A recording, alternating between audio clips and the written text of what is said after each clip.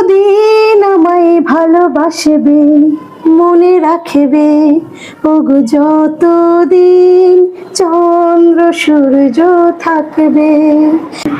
প্রিয় দর্শক মণ্ডলী, আসসালামু আলাইকুম। যে যেখান থেকে যেভাবে আমার এই ভিডিওটি দেখছেন তাদের সবাইকে জানাচ্ছি আন্তরিক অভিনন্দন, শুভেচ্ছা, প্রীতি ও ভালোবাসা।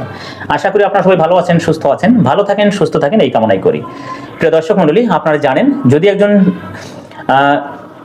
ভালো মাপের শিক্ষক বা শিক্ষিকা হতে হয় এবং শিক্ষার্থীদের কাছে আকর্ষণীয় শিক্ষক বা শিক্ষিকা হতে হয়, এর জন্য কিছু গুণাবলী থাকতে হয়। এমন একজন গুণসম্পন্ন ম্যামের সঙ্গে আমি কথা বলবো। এই মুহূর্তে আমি উপস্থিত রয়েছি রফিক রাজু ক্যাডেট একাডেমি বারুইপাড়া শাখার সেই স্বনামধন্য শিক্ষা প্রতিষ্ঠানে, এবং যার সঙ্গে কথা বলার জন্য যার সাথে আমি এই মুহূর্তে রয়েছি তিনি আর কেউ নন, আমাদের প্রিয় শিক্ষিকা, স্মার্ট শিক্ষিকা ছানিয়া ম্যামের সঙ্গে। ম্যাম আসসালামু আলাইকুম, কেমন আছেন? ওয়ালাইকুম আসসালাম, আলহামদুলিল্লাহ ভাইয়া ভালো আছি, আপনি কেমন আছেন? আলহামদুলিল্লাহ ভালো আছি। ম্যাম আপনার সাথে অনেক কথা হবে, কিন্তু তার আগে প্রথম প্রশ্ন, শিক্ষার্থীদের কাছে প্রিয় শিক্ষক বা শিক্ষিকা হতে হলে কোন জিনিসগুলো বা কোন গুণগুলো থাকা খুবই প্রয়োজন? আসলে একজন শিক্ষক বা শিক্ষিকা হচ্ছে একটা ছাত্র বা ছাত্রীদের ওদের ভবিষ্যৎ গড়ার কারিগর। বাবা মার পরে ওনারাই ওদের দায়িত্বটা নেয় বা ওভাবে দেখে। তো সেক্ষেত্রে একজন ছাত্র একটা স্কুলে দেখা গেছে যে 300-400 স্টুডেন্ট থাকে, এক একজন এক এক রকম হয়।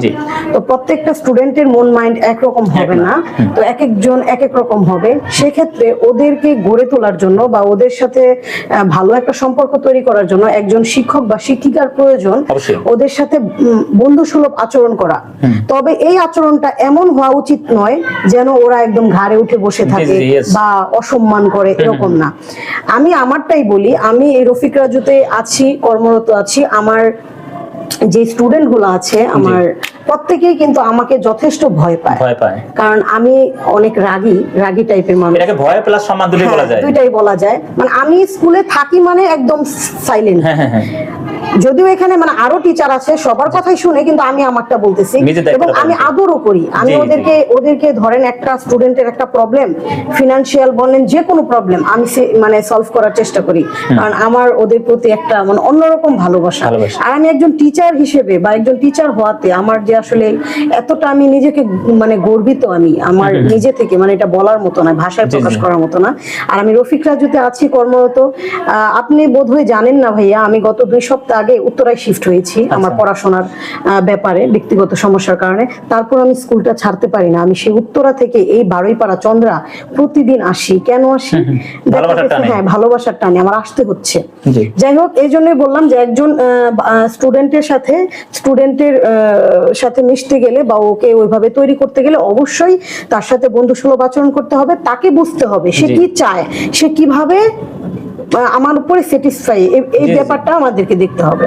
ম্যাম আরেকটা কথা, যে অনেক সময় দেখা যায় যদি কোনো স্যার ম্যাম একটু বেশি দায়িত্ব পালন করে সহকারীদের মধ্যে, দেখা যায় যে অন্য যারা আছে তারা তো দায়িত্ব পালন করেই না, বরং কি করে একটু গুতাগুতি করে যে এই শিক্ষিকা এই ছাত্রদের কাছে এত জনপ্রিয়, কি জন্য জনপ্রিয়, কেন জনপ্রিয়। সে কিন্তু নিজেও জানে বা তিনি নিজেও জানেন যে এই ভালো কাজগুলোর জন্য উনি জনপ্রিয়। তিনি কিন্তু জনপ্রিয় হওয়ার জন্য চেষ্টা করলেন না, বরং দেখা যায় আরো পিছু টান দেওয়ার চেষ্টা করেন, কিভাবে ওই ম্যামকে ছোট করা যায়, কিভাবে তাকে হেনস্থা করা যায়, যারা হেড পোস্টে আছেন বা পরিচালক পোস্টে রয়েছেন। তো সেই জিনিসগুলো কি কখনো সম্মুখীন হয়েছেন? হয়নি এরকম না, হয়েছি, কিন্তু আমার যে স্টাফ মানে সবাই অনেক ভালো। আর আমার পরিচালিকা ম্যাম তো ফ্যান্টাস্টিক, ওনার কথা আমি বলেও প্রকাশ করতে পারবো না। আমার আম্মা যেমন আমার কেয়ার করে, উনিও আমার ঠিক ততটাই কেয়ার করে। এবং আমাদের হেড ম্যাডাম আছে, অন্যান্য স্টাফ আছে, সবাই অনেক ভালো, অনেক, সেটা প্রকাশ করার মতো না। আপনি একটা কথাই তো বোঝা যায় যে আমি উত্তরা থেকে কেন এখানে আসি। আমি তো অন্য কোনো প্রফেশনে যেতে পারি বা অন্য কোনো কেন এখানে আসি, কারণ এখানে আমার অনেক মায়া, অনেক কিছু। স্টুডেন্ট বলেন, টিচার বলেন, আমার আড়ালে বলে না এরকম না, মানুষ বলবেই, কিন্তু বলার পরে ওগুলাকে তো আমি কানেই নেই না, কারণ আমি আমার মতো, আমার গতিতে আমি চলবো, মিলে কাজ করা যাবে না সম্ভব। কিন্তু আমার টিচাররা আমাকে যথেষ্ট সাপোর্ট করে, অনেক ভালোবাসে সবাই। শিক্ষার্থীরা অনেকটা বিরক্ত করেন, বিভিন্ন পরিবার থেকে যেহেতু তারা আসেন, তাদের মাইন্ডসেট একটা আলাদা থাকে, ভিন্ন ভিন্ন হয়ে থাকে, তারা অনেক সময় ডিস্টার্ব করে, কেউ চিৎকার করে, কেউ হয়তো বা কটু কথা বলে, কেউ দেখা যায় পিছনে মারামারি করে, সেই জিনিসগুলোকে ম্যানেজ করার জন্য অনেক কিছু থিওরি প্রয়োগ করতে হয়। যেমন কি কেউ গান গায়, কেউ কবিতা আবৃত্তি করে, কেউ গল্প শোনায়, কেউ হয়তো বা একটু নাচ প্রদর্শন করে থাকে। বিশেষ করে ম্যামরা এই কাজগুলো করেন। আপনি কোন জিনিসগুলো এটা পালন করে থাকেন? আমি সব আমার স্টুডেন্টের, আমি যদিও অফিসিয়াল দায়িত্বে থাকি, অফিসিয়াল সব কার্যক্রম করি, কিন্তু আমি দেখা যায় যে অনেক টিচাররা যখন অ্যাবসেন্স থাকে তখন ওদের ক্লাসগুলো আমি নেই। আচ্ছা। বা মাঝে মাঝে আমি উপরে যাই, আমি উপরে যাওয়া মানে একদম সাইলেন্ট, বুঝি সানিয়া ম্যাম আসছে, তো মানে আমি গেলে আমাকে একটা গান শোনাইতে হবে ওদেরকে। আচ্ছা। আগে ওদের আবদার ম্যাম একটা গান শোনাইতে হবে, তারপর কথা। আর আমার ওদেরকে গান শোনাইতে ভালো লাগে। স্কুলের অন্যান্য আমাদের অনুষ্ঠানগুলো, সাংস্কৃতিক অনুষ্ঠান বলেন, কালচারাল প্রোগ্রামে আমি ওদেরকে নাচের প্র্যাকটিস করাই বা গানগুলা দেখাই বা কোথায় ধরতে হবে, কি করতে হবে। যদিও আমি কিন্তু অত পারদর্শী না, কিন্তু মানে ওই যে টুকটাক গাই, নিজে নিজে গাই, তো ওদেরকে আমি দেখি এবং গল্প শোনাই। আমি ভালো গল্প করতে পারি, মোটামুটি গান গাইতে পারি, তো ওভাবে ওদেরকে মানে ভালো কিছু দেওয়ার চেষ্টা করি, শিখাইতে চেষ্টা করি সবকিছুই। ম্যাম, শিক্ষার্থীদের কাছে স্মার্ট শিক্ষিকা হওয়ার জন্য বা শিক্ষক হওয়ার জন্য সেটা কি চেহারাটা খুব গুরুত্বপূর্ণ, নাকি কাজ বা গুণাগুণ গুরুত্বপূর্ণ? অবশ্যই চেহারা গুরুত্বপূর্ণ না, চেহারা দিয়ে কিছুই হয় না। যদি ফর্সা মানে যদি সুন্দর হতো তাহলে আপেলের চেয়ে মূলার দাম বেশি থাকতো। অবভিয়াসলি। তো আমাদের এই ক্ষেত্রে অ্যাক্টিভিটিসটা সবচেয়ে জরুরি, বেশি গুরুত্ব। অ্যাক্টিভিটিস দেখাইতে হবে। আমি কিন্তু অনেক সুদর্শন না, কিন্তু আমি স্মার্ট থাকি, এটা আমিও জানি। কেন কাজে কর্মে smart। আমি স্মার্ট মানে আমার স্টুডেন্ট স্মার্ট। দেখে দেখে শিখবে। হ্যাঁ, ও আমি খেয়াল করছি, আমি যেভাবে থাকার চেষ্টা করি আমার স্টুডেন্টরা ওরকম হওয়ার চেষ্টা করে। কপি করার চেষ্টা প্লেট করে। স্টুডেন্ট থাকলেও চেষ্টা করে সানিয়া ম্যামের মতো হবো। অনেকে তো বলে যে ম্যাম আপনার মতো হতে চাই, আসলে আমার মতো কি, ওরা চায় আমার কার্যক্রম যেভাবে ওরকম। জি জি জি। তো আমাদের অবশ্যই একজন টিচার হিসেবে আমাদের অ্যাক্টিভিটিসটা ফুটিয়ে তুলতে হবে। ম্যাম, আমরা অনেকবার দেখেছি, আমি কয়েকটা প্রোগ্রামে আপনাদের অ্যাটেন্ড ছিলাম উপস্থাপনায়, তো আমি দেখেছি আপনি নাচ তো অবশ্যই প্র্যাকটিস করেন শিক্ষার্থীদের, পাশাপাশি আপনি গানেও পারদর্শী। তা আপনার যদি একটু গান শুনি দর্শকদের উদ্দেশ্যে। আসলে আমি তো ওভাবে গান কখনো শিখিনি, বা আমি ওইভাবে কোথাও প্রোগ্রামেও তেমন গাই না। মানে মোটামুটি আমাদের যে প্রোগ্রামগুলো নিজের ভালো লাগা থেকে। হ্যাঁ, ওই ভালো লাগা থেকে গান গাই। তবে এখন এখানে তো পরিবেশ নাই ওরকম। তারপর আপনি আমরা একটা অন্তরা শুনবো। হ্যাঁ, আপনি যেহেতু অনুরোধ করেছেন, আমি অবশ্যই শোনাবো। তবে এক কলি শোনাই। অবশ্যই, অবশ্যই। আমি রোমান্টিক একটা গানই শোনাই। অবশ্যই, আপনি তো রোমান্টিক মানুষ। হ্যাঁ, আচ্ছা ঠিক আছে।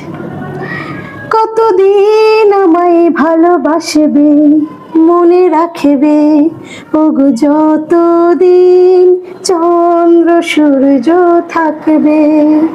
যদি ঘর ভাঙা ঝড় আসে ওগো আসে, আমি সেদিনও থাকবো তোমার পাশে। বলো বলো আরো বলো, লাগছে মন্দ নয়, জীবনের এই স্বপ্ন ওগো সত্যি যেন হয়। যদি বউ সাজি গো আর সুন্দর লাগবে গো, যদি বউ সাজি গো আর সুন্দর লাগবে গো। অসংখ্য অসংখ্য ধন্যবাদ। তবে দর্শক একটা কথা বলবো, গানটি কেমন লেগেছে অবশ্যই আপনারা কমেন্ট করে জানাবেন। তবে আমার বিশ্বাস অবশ্যই ভালো লাগবে, কারণ আমিও সঙ্গীত জগতের একজন মানুষ। আপনাদের দোয়া আশীর্বাদে ইতিমধ্যে যেহেতু ন্যাশনাল টিভি চ্যানেলগুলোতে আমার সাক্ষাৎকার হয়েছে, মাশাআল্লাহ বাংলাদেশে ফোকাস করে রয়েছি। আমার বিশ্বাস আমার যেহেতু ভালো লেগেছে, আপনাদের অনেকেই ভালো লাগবে। তারপর আপনাদের মূল্যবান মতামত জানাবেন। তবে ম্যাম, অসংখ্য ধন্যবাদ। আপনার জন্য দোয়া ভালোবাসা সবই রইলো। আর প্রতিটা স্কুলে আপনার মতো শিক্ষিকা হোক এবং সবাই এভাবে দায়িত্ব পালন করুক, এগিয়ে যাক প্রতিটা শিক্ষা প্রতিষ্ঠান এবং এগিয়ে যাক সকল শিক্ষার্থী। অসংখ্য ধন্যবাদ। আপনাকে অনেক ধন্যবাদ। আসসালামু আলাইকুম।